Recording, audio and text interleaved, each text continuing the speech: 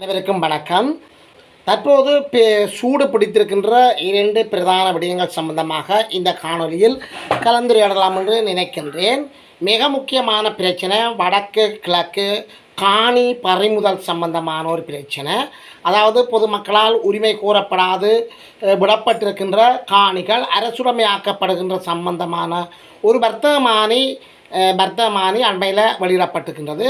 இது சம்பந்தமான ஒரு கலந்துரையாடல். இதற்கான கடும் எதிர்ப்புகள் வடக்கு கிழக்கு தழுவிய பிரதேசங்களில் சகலராலும் இது சம்பந்தமான கடும் எதிர்ப்புகள் அண்மையில் கிளம்பியிருக்கின்றது. அதாவது பல காணி உரிமையாளர்கள் இங்கில்லை, சிலர் இறந்திருக்கின்றார்கள், சில காணிகள் உரிமையாளர்கள் வெளிநாடுகளில் இருக்கின்றார்கள்.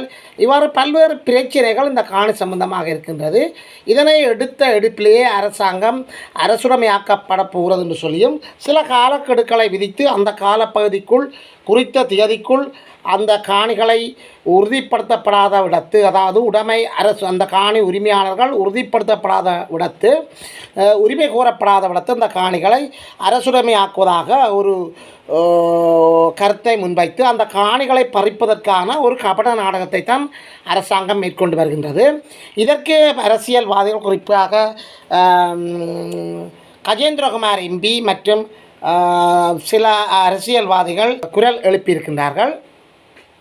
ஆனபோதும் தமிழ் அரசியல்வாதிகளினுடைய கடுமையான சரியான முறையில் எல்லா அரசியல்வாதிகளும் ஒருமித்து குரல் எழுப்பவில்லை என்ற ஒரு குற்றச்சாட்டும் பரவலாக இருந்து வருகின்றது. ஆரம்பத்திலிருந்து சுமந்திரன் மற்றும் கஜேந்திரகுமார் பொன்னம்பலம் ஆகியோர் இதற்கு எதிர்ப்பு தெரிவித்து வந்திருக்கின்றார்கள். சுமந்திரன் ஒருபடி முன்னேறி குறித்த திகதிக்குள் வர்த்தமானியை பாவாஸ் பெறாதபடின் வடக்கு கிழக்கில் பாரிய மக்கள் போராட்டம் ஒன்றை நடத்துவதற்காக தான் தீர்மானித்திருப்பதாகவும் ஒரு கடும் எச்சரிக்கையை அரசுக்கு விடுத்திருக்கின்றார். இதன் காரணமாக அரசு சற்று கீழ்ப்பணிந்திருந்தாலும் அரசினுடைய கபட நோக்கங்கள் கடந்த சில காலங்களில் அரசாங்கத்தினுடைய கபட நோக்கங்களை உள்நாடு மட்டுமில்லாமல் சர்வதேச நாடுகளும் நன்கறியும். எனவே அரசாங்கம் இவ்வாறு ஏமாற்றிவிட்டு அதனை அரசுடைமையாக்குவதற்கான ஒரு மறைமுக திட்டங்களையும் அநேகமாக கொண்டிருக்கும். இருந்தபோதும் அரசாங்கம் இந்த காணிகளை பறிமுதல் செய்வது தமக்கு நோக்கம் அல்ல என்று சொல்லியும், காணி பிரச்சனைகள் சம்பந்தமான பிரச்சனை தீர்ப்பதுதான் தமது நோக்கம் என்று சொல்லியும் ஒரு கருத்தை முன்வைத்திருக்கின்றது. இது எந்த அளவு தூரத்துக்கு உண்மையானது என்பது அனைவருக்கும் தெரிந்த ஒரு விடயம்.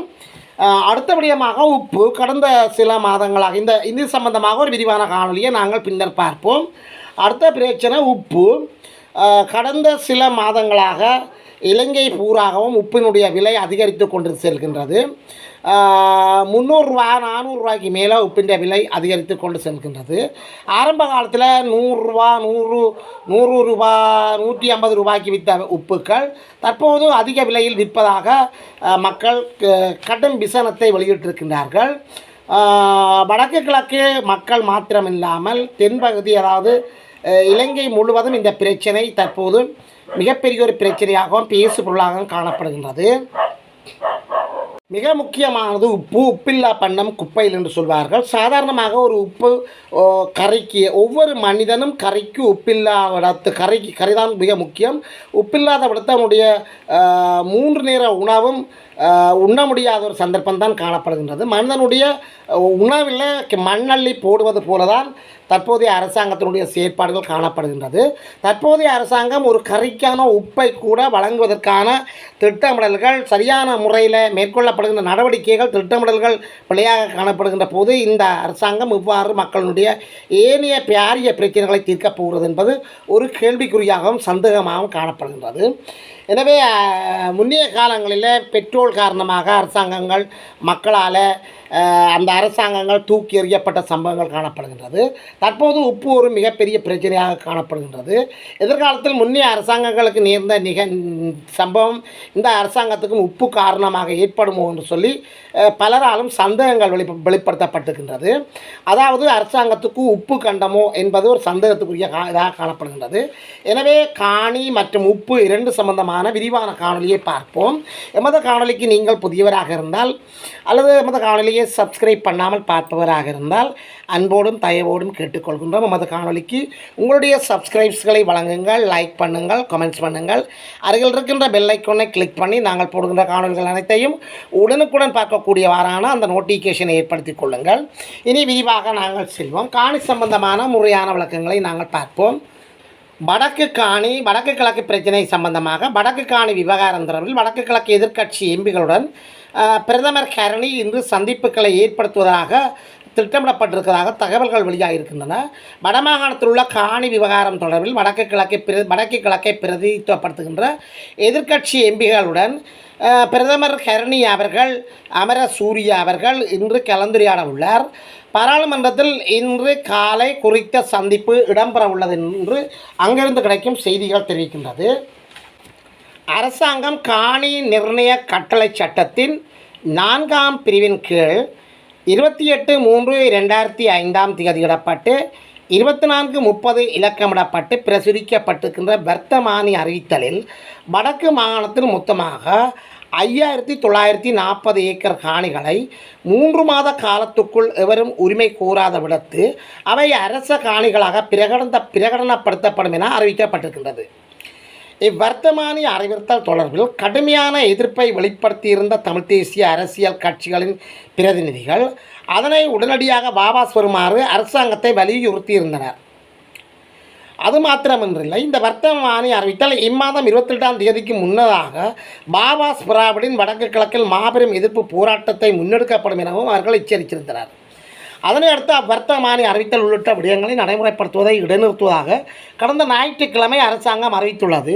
இவ்வாறான ஒரு பின்னணியில் இவ்வர்த்தமானி அறிவித்தல் தொடர்பில் எழுந்திருக்கும் முரண்பாடுகள் குறித்தும் கலந்துரையாடும் நோக்கில் இன்றைய தினம் முற்பகல் 11 மணிக்கும் பிற்பகல் 1 மணிக்கும் இடையில் நாடாளுமன்றத்தில் தனது தலைமையின் கீழ் நடைபெறவிருக்கும் சந்திப்பில் பங்கேற்குமாறு பிரதமர் கரணி அமரசூரிய வடகிழக்கு மாகாணங்களை பிரதிநிதித்துவப்படுத்துகின்ற எதிர்க்கட்சி பாராளுமன்ற உறுப்பினர்களுக்கு அழைப்பு விடுத்திருக்கின்றார்.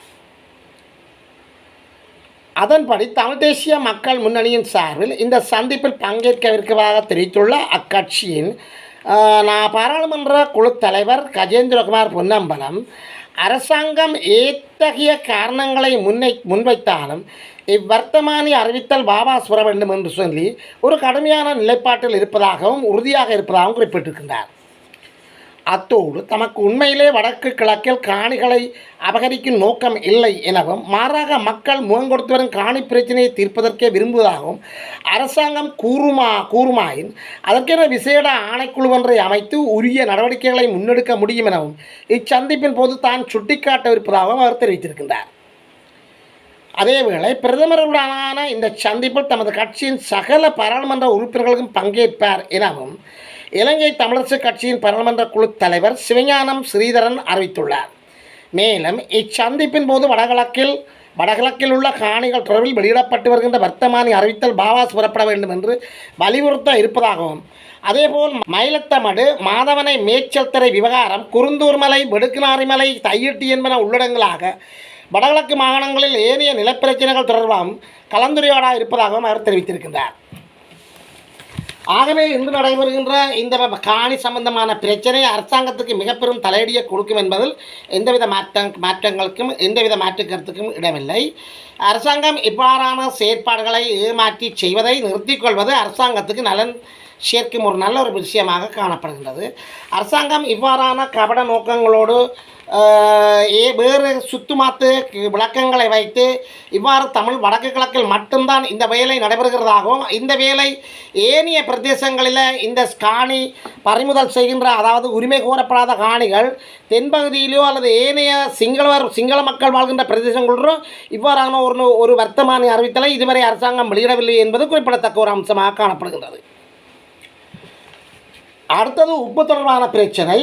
அர்ச்சுனா ராமநாதன் மற்றும் கைத்தொழில் அமைச்சர் சுனில் ஆகியோருக்கு இடையில் கடுமையான ஒரு விவாதம் ஒன்று பாராளுமன்றத்தில் நேற்று முன்தினம் இடம்பெற்றதாக செய்திகள் தெரிவிக்கின்றன. அதாவது உப்பு பிரச்சனை, உப்பில்லா பண்ணங்குப்பையில் என்று சொல்வார்கள். உப்பில்லாத விடத்தில் மனிதன் வாழ முடியாது. அர்ச்சுனா அமைச்சர் சுனில் சபையில் கடுமையான வாக்குவாதங்களை மேற்கொண்டிருக்கின்றார்கள். உப்பு விவகாரம் தொடர்பாக பாராளுமன்றத்தில் கைத்தொழில் அமைச்சர் சுனில் கந்துன் நெறிக்கும் பாராளுமன்ற உறுப்பினர் ராமநாதன் அர்ச்சுனாவுக்கும் இடையிலே கடுமையான வாக்குவாதங்கள் சில தினங்களுக்கு முன்னர் ஏற்பட்டதாக செய்திகள் தெரிவிக்கின்றன. ஆனையரவு உற்பத்தி செய்யப்படுகின்ற வடக்கு உப்பை தெற்குக்கு விநியோகம் செய்வதை நிறுத்த வேண்டும் என்று ஊழியர்கள் குழுவுடன் ஒரு போராட்டத்தை பாராளுமன்ற உறுப்பினர் அர்ச்சுனா ஏற்பாடு செய்ததாக அமைச்சர் கந்துன் நெத்தி குற்றம் சாட்டியிருக்கின்றார். அத்துடன் வடக்கு உப்பு மற்றும் தெற்கு உப்பு என்று எந்த உப்பும் இல்லை, எங்களிடம் இலங்கையின் உப்பு மட்டுமே உள்ளது என்று சொல்லி ஒரு கருத்தை முன்வைத்திருக்கின்றார் அமைச்சர் கந்துன் நெத்தி. அதாவது இவர் ஒரு கைத்தொழில் அமைச்சராக காணப்படுகின்றார். அந்த நாட்களில் நீங்கள் விடுதலை புலிகளின் உப்பை சாப்பிட்டிருக்கலாம், இனி அத்தகைய உப்பு இல்லை, நாங்கள் முழு நாட்டையும் ஒன்றிணைத்துள்ளோம் என்று அமைச்சர் தெரிவித்துள்ளார். அதற்கு பதிலடி கொடுத்த அர்ச்சுனா ராமநாதன் அவர்கள், வடக்கில் உப்பை தெற்குக்கு அனுப்பக்கூடாது என்று நான் ஒருபோதும் கூறவில்லை, அவ்வாறு கூறவில்லை என்று சொல்லியும் ஆனையுறவு தொழிற்சாலை ஊழியர்கள் எதிர்கொள்ளும் பிரச்சனைகளை தீர்க்க மட்டுமே தான் மத்தியஸ்தம் செய்ததாகவும் சுட்டிக்காட்டியிருக்கிறார். அதனைத் தொடர்ந்து மேலும் கருத்து தெரிவித்திருந்த அமைச்சர் கந்துன் நொத்தி தான் பொய் கூறவில்லை என்றும் தான் ஆனையரவு தொழிற்சாலை ஊழியர்கள் மற்றும் பாராளுமன்ற உறுப்பினர் அர்ச்சுனாவுடனான கலந்துரையாடல்களை சுட்டிக்காட்டுவதாகவும் தெரிவித்துள்ளார். எது எப்படியோ கடந்த சில மாதங்களாக உப்பு இல்லாமல் மக்கள் பெரும் கஷ்டங்களை அனுபவிக்கின்றார்கள். வசதி படைத்தவர்கள் எத்தனை ரூபா உப்பு விற்றாலும் அவர்கள் வாங்குவார்கள்.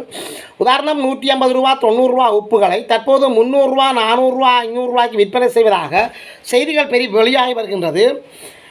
உப்பு இறக்குமதிக்கான சில பிரச்சனைகள் காரணமாக தடங்கள் ஏற்பட்டிருப்பதாக கூறிய போதும் கடந்த சில மாதங்களாக இந்த உப்பு இதுவரை இறக்குமதி செய்யாமல் இருப்பதான் காரணமோ அல்லது வேறு எதுவும் காரணமோ என்பது சந்தேகத்துக்குரிய விடயமாக காணப்படுகின்றது.